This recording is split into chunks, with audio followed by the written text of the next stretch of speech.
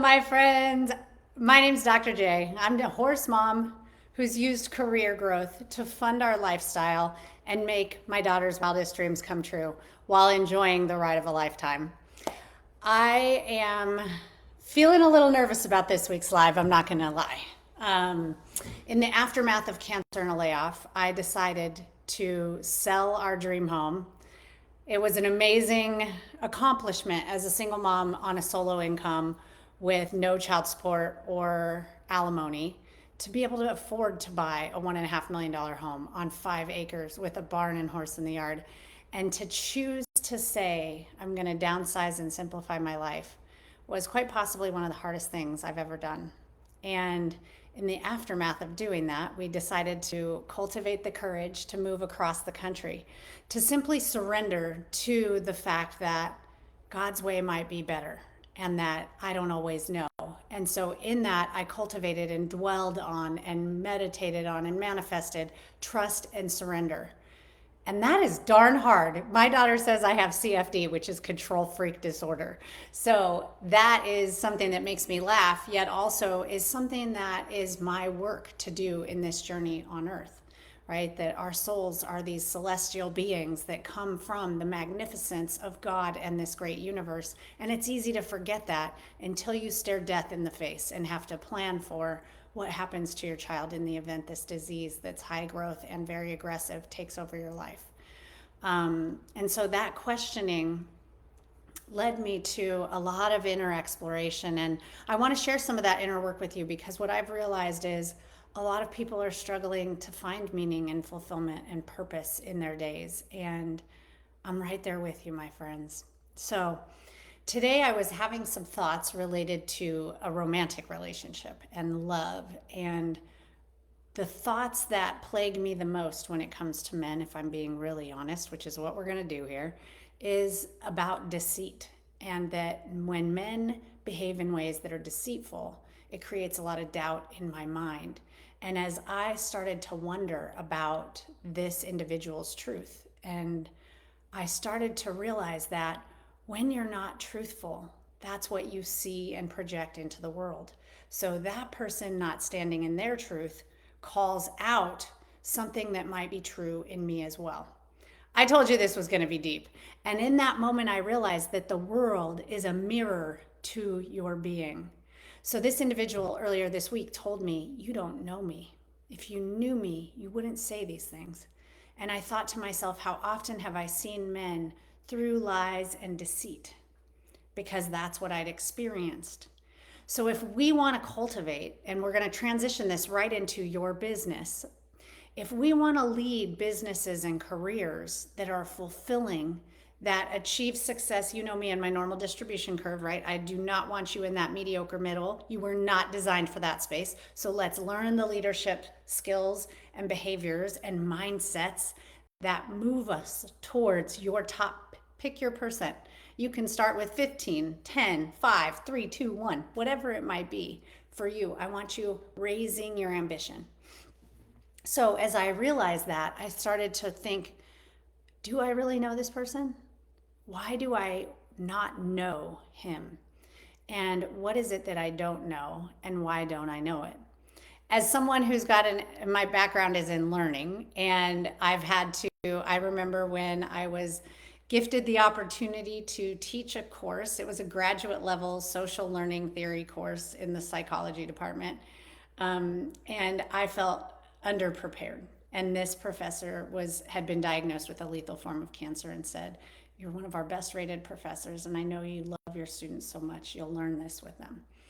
And one of the things that I had to learn in that class was, how do we come to know things? What does it mean to actually know? And so if you think about, let's just get juicy because relationships are fun to talk about. If I know that he's being deceitful, or I know that he might go behind my back and do XYZ, because that's what men do. Do you hear how I've formed some very false truths about him and about men? And in that moment when he cried out to me and said, "You don't know me," I realized, oh my goodness, I have been seeing the world through the lens of knowing that has been my past experience. And if I'm being real honest, the deepest, darkest side of me wants to behave in that way as well. There are moments when we think about doing things that are not in alignment with the best, highest version of ourselves. That might be eating junk food. It might be skipping your workout. It might be yelling at your kids. You weren't designed to do those things. Yet we fall back into those patterns of behavior. I'm going to check my notes to make sure that I'm on track here. So, one of the things that I realize in business is that I gain clarity about what I'm doing. And then I go and take courageous action. And then, you know what I do? I stop and slow down and I start to have conversations with doubt, with insecurity, with you're not enough. And that's when I realize that when I'm comparing myself to others, when I take my eyes off of my uniqueness, off of my talents, off of my experiences. I love the book, The Gap in the Gain, because it reminds me when I'm standing in the gap, that's when I don't feel worthy. I'm looking at where I want to be and where I am, and I see that gap. And I've spent my life strategically planning to reach the next milestone, to reach the next milestone, to reach the next milestone. And in my cancer journey, I had to stop that nonsense. And what that book came to me during that time, in the aftermath of that, and I was able to look at the gain is where we discover our uniqueness. And that's what I love helping women who want to lead an impact driven business do. It took me a long time to even narrow my niche to that because I didn't want to leave men out. I didn't know if it would be profitable enough to only work with women who want to launch an impact driven business. I work with a lot of people who want to change careers, who are darn good at what they do and want to have work life integration or to live a charged life again and really care. And so that's where comparison comes in. That's where doubt comes in. And those things delay my progress, which then creates discouragement, right? So I want you to think about keeping your eyes focused on your uniqueness, your unique talents, your unique experiences, your unique business goals. One of the things that makes me unique is that I love my daughter so much that I have allowed her a leadership position in our family. We do a lot of things based on what she wants to do. We moved to the country from the city because of her love of horses. We moved across the country because we now live in the horse capital of the world. And not only was that one for her, that was for me because I'm learning to stand in my truth too. As I help her stand in her truth, I'm realizing my truth is I loathe snow. I do not like feeling like this. I love being in a tank top in the middle of winter while my home in Colorado is buried in 2 feet of snow. I'm standing in the sunshine. That's my truth. I'm standing in my worthiness as I discover that. That's my truth. I am choosing to not parent in the ways that I was parented with tough love, and that's a consequence of your actions being spoken over and over and over on repeat. I am choosing to realize that work doesn't have to suck for you to be darn good at what you do. Man, that's deep, right? Let's see here. Okay. Ooh-wee. I got off track. There was something I was journaling about in a different journal about. Let's see, do I want to go there? Do you want me to go there, friends? Do you want me to go there? Let's see here. I know where I put it. I'm recognizing I might need to have everything in one document as a stream of consciousness versus organized folders, because this one is going to be a future social media post, so it's in that file. Let's see here. I'm almost there. I'm at March 12th. Here we go. March 13th, March 14th. Here we go. Here's the truths. My truth. While my Colorado home gets plummeted with snow, I am standing in the sunshine and in the bliss that comes from following my heart's desires, even though it's incredibly hard at times. It is hard. The food choices here aren't as healthy. The people overall aren't as healthy. And that makes me want to fall into those patterns of thinking that biscuits and gravy might be a good food selection.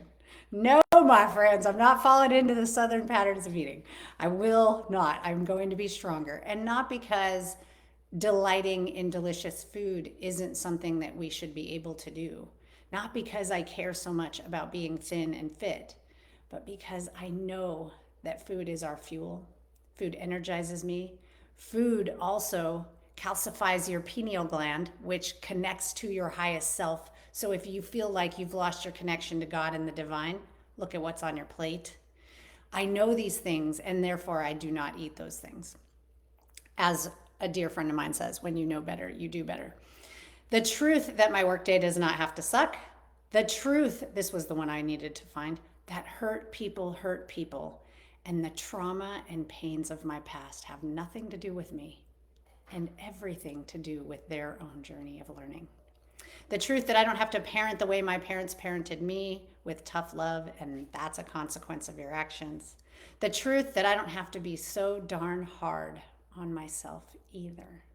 And that as I learn to practice self-love and compassion for myself, I learn that we are all one, humankind, and that is beautiful. Okay, now back to the topic. Bum, bum, bum, bum. Okay, this is where we're going to get real down and dirty. So we were talking about clarity and courageous action, and then that is peak performance, right? What I'm describing is a pattern of peak performance. You rally yourself, then you plummet to the valley, and then you rally again and you plummet, and you rally again and you plummet. I'm a Peloton girl, so I think of that often as you dial up that resistance, and then as you're increasing that climb, you're gradually increasing resistance, and then you know what happens? You stop. And then you know how hard it is to get those pedal strokes moving again? And then you finally get them moving, and then you stop. And then you've got to exert all of that energy. That's why we feel exhausted. And it's because we have not stood in our worthiness. We stop because we start comparing. We start doubting ourselves. And that is this worldly mirror. It's because we're not behaving in alignment with our truest self. And that when we align with that truest version of ourselves, that self that says you are strong and courageous. Scripture tells us that in Joshua. You are fearfully and wonderfully made. That came to me this morning, and I thought, oh my gosh. So I went down a rabbit hole here. Let me get my notes in front of me. Okay, so what I wrote down was, when I take my eyes off of my uniqueness, off of my unique talents and experiences and my unique business goals, I fall into the patterns of this world. Those of you who know me know that Romans 12:2 was brought to me during a divine prayer time after winter camp with my daughter. Truth be told, I didn't want to go to winter camp, and I only went because I didn't trust the church. I know that priests molest children, and I wasn't going to let my precious angel go out into the wilderness with a bunch of people from the church. And so I volunteered to go. And I felt like that trip was as much for me as it was for all of those kids. And when I came home in absolute exhaustion, after just one divine moment after another, I laid in my bed after taking my daughter to school and wanted to sleep and surrender. And I put my eye pillow on. And in that moment, I started to pray out loud. I don't know why I didn't get the memo that you can just talk to God out loud. And it doesn't have to be the dinner table at Christmas time. Like, you can just do that. So permission granted. There's the memo for you too. You can just go ahead and talk to God. And the way you talk to God reflects your beliefs about God. So if you come to God all weak and whiny, you think God's a weak and whiny person that can't handle whatever it is that's on your plate. In fact, what we should be doing is, and that's why your prayers should start with gratitude for all that God has done. And when you look at all that God has done, created the 7 wonders of the world, created these universes and galaxies and beings on this planet. I mean, it is vast. So when you see what God has done, you can ask for some big things, like the eradication of cancer from your body, like the improvement of relationships with the one you love, like the dreams you want and the desires of your heart coming true. So Romans 12:2 came to me during that divine prayer, and that said, do not conform to the patterns of this world, but be transformed by the renewing of your mind. That blew my mind. I had to Google, what does Romans 12:2 say? And in that moment, I rushed back to my bed position, got back in Shavasana pose, lifted my heart tall, tucked my shoulders back, and said, God, bring me more verses like that one. I need more. And I just am so thankful that God has kept me curious and kept me learning. Because as I realize that when I take my eyes off of my uniqueness, that I fall into the patterns of this world. So I'm not living in alignment with Romans 12:2. I'm living in that mediocre middle. So I want you to hold a high vision.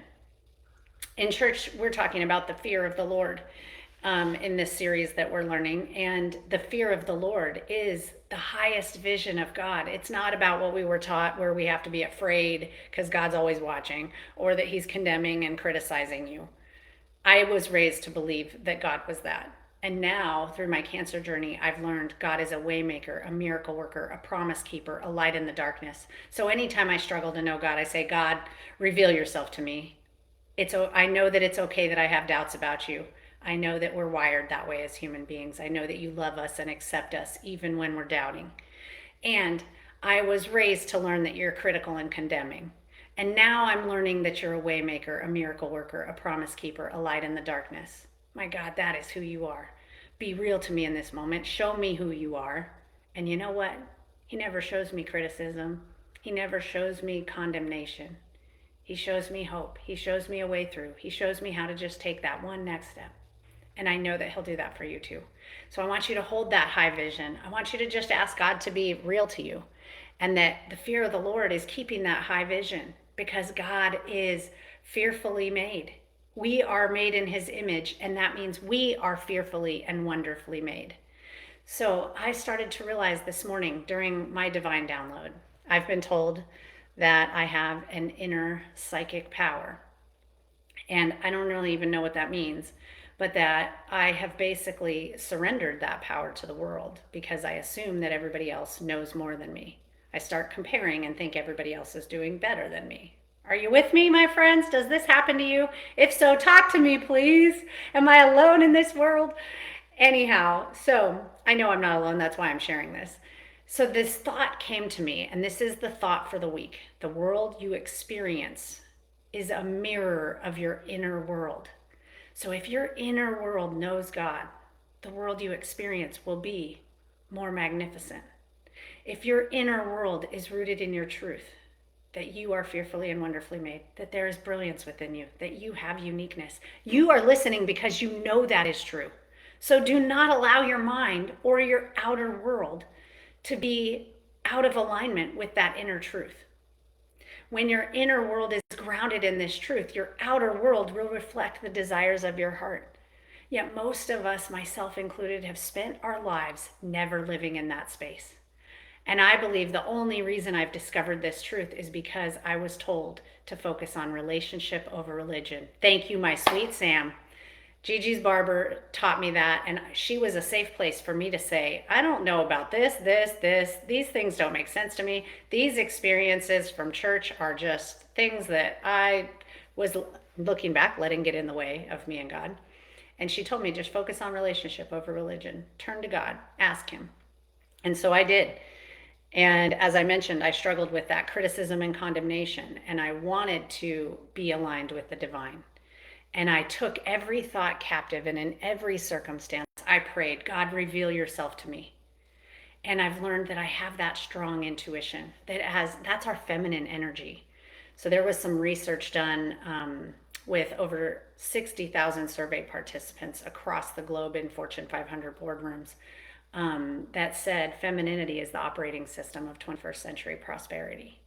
And so when we look at our masculine energy, that's that analytical, decisive, disciplined, aggressive way of being. That's the way that taught me to succeed. And I'm also learning there's another way that's our femininity. And that's our intuition. That's our nurturing. That's our communication, collaboration. That's the way that business is shifting towards. That's why it's considered the path to 21st century prosperity. So I invite you, for the sake of your families, for the sake of your soul, for the sake of your business and career, that you lean into that femininity, that you return to that strong inner knowing that gets hindered when we surrender our strength to the world. So I've been conditioned, thank you B.F. Skinner for operant conditioning. I turn to the knowledge created by others because I'm a scholar, and that's what scholars do. And then I start comparing, and I look at what others have done or achieved, and I see that as better than where I'm at. I stand in the gap. And in that conditioned behavior is when I dim my light and I diminish my worthiness, and I weaken the power of God's creation in me. We are all created in God's image. And so I want to encourage you to identify your patterns. I just shared mine. I want you to push pause right now and just stream of consciousness. Come, trust in yourself. Write down what is coming to you. What are your patterns? What do you notice? Because those don't have to be your patterns of behavior forever. If we know that we are created in God's image, that means we are love and light beings. We are strong and courageous. We are compassionate. We are healers of ourselves and our experiences and our traumas. We are leaders. We are intentional with our words. We don't doubt ourselves. We walk in truth, truth that we are fearfully and wonderfully made. And I've questioned that scripture because I don't like to be afraid. I don't want to be fearful. And so what does it mean to be fearfully made? So I looked that up. It comes from Psalm 139. And in essence, fearfully and wonderfully made reminds us that human life is a divine creation filled with beauty, complexity, and get this, uniqueness. I saw that word and I was like, woo, can I get a hallelujah? Praise the Lord. God made us with care and attention. To be fearfully and wonderfully made includes every person from the womb to the tomb as human beings who bear the image of God. Each of us began with God.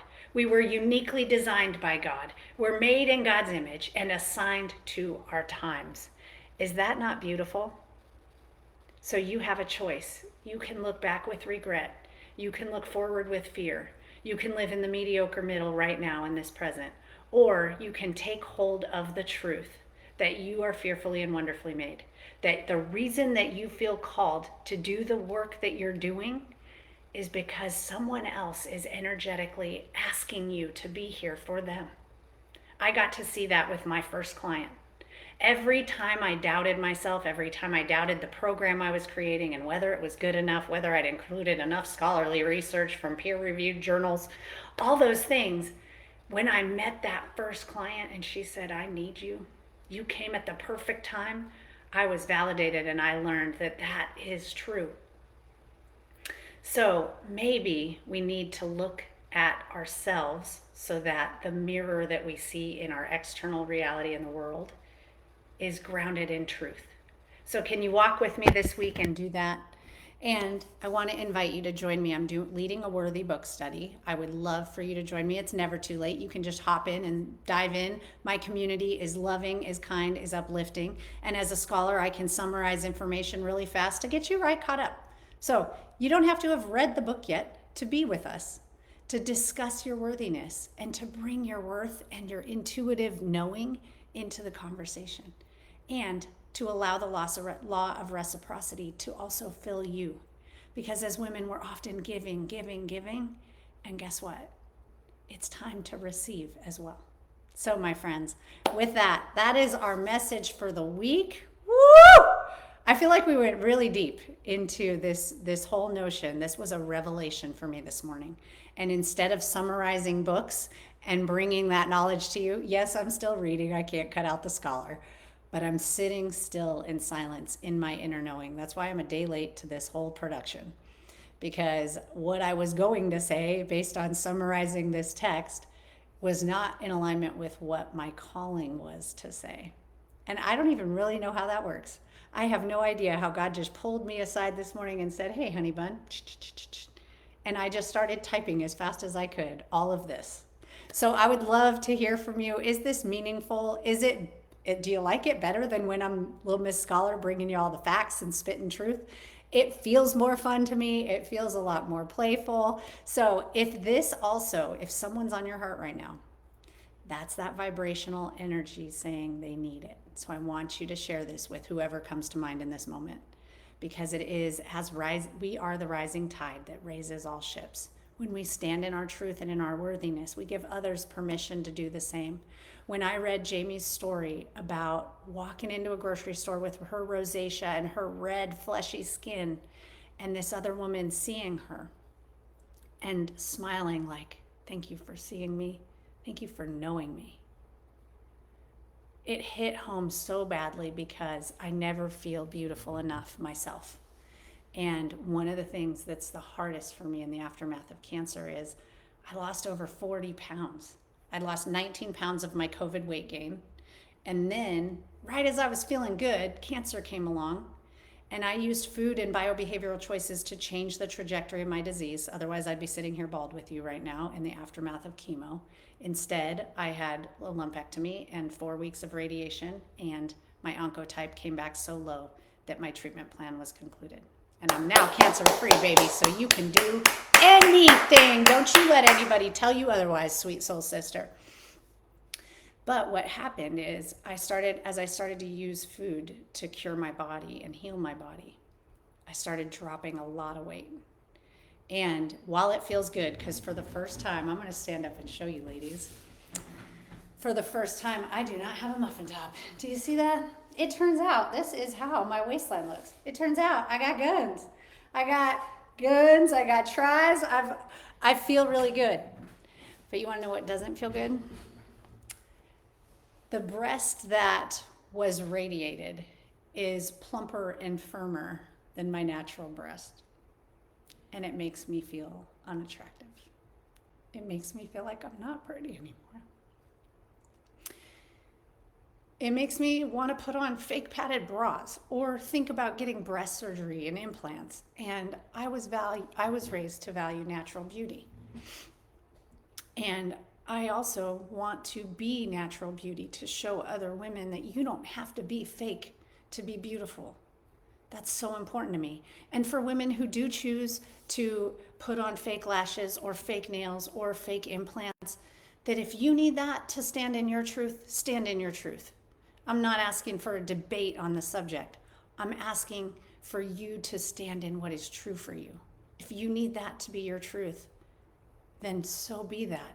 Allow it to be, right? Just like I needed to escape the snow and frigid death of winter, feeling like a prisoner in my own home during snowstorms. I hated that. Some people love it. They adventure out, they dive out of helicopters and start skiing down mountains. That's not me.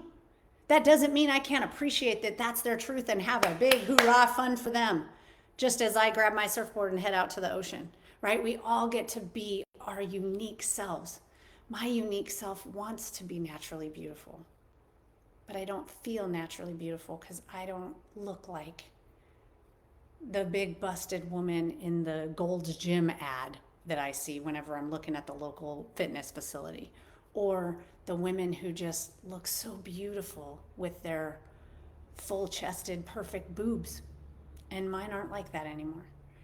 And in those moments, I miss being fat and fluffy because, man, they looked a lot better back then, ladies. So anyhow, that was a little too much real and a little too much off the cuff. But that's learning what I'm trying to do to give you permission to do the same. Thanks to Jamie's leadership. Jamie led with her truth. And that provided the rising tide for all of us to do the same. So I'm leading with my truth. When I saw her story, it reminded me of my own. And I would love more than anything to hear your story. With that, my friends, go out and shine your love and light into this beautiful world. I love you so much. Mwah.